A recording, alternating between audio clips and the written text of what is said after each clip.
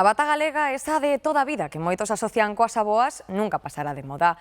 Agora, non só as vemos na rúa, tamén están na pasarela de París. O desfile da firma Miu Miu recuperou esta peza de roupa icónica e deulle unha volta fashion. A moda é o que ten. Bebe de todas fontes e semella que a última tendencia da pasarela de París son as míticas batas das aboas galegas. O desfile da casa italiana que fundou Miuccia Prada fixo unha revisión da peza de roupa máis común no rural galego. Tanto como para ir a pasarela, pois non me vexo. Chegas da calle, pos o mandilón, bumba, xa te pos a cociñar, xa te pos a fregar. Estás todo o día coa bata. Dizo desas de traspaso, que esas que teñas un jasé por baixo valen tanto para verán como para inverno.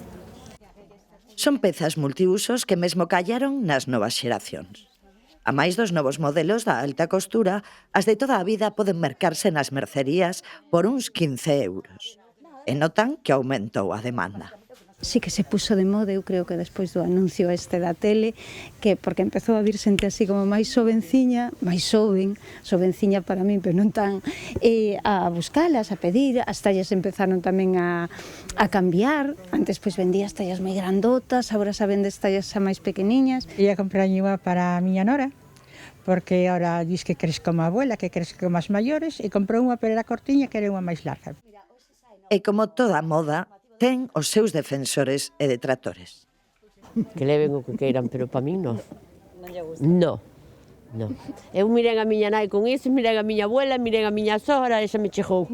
Sexa na pasarela ou na leira, temos mandilón para rato.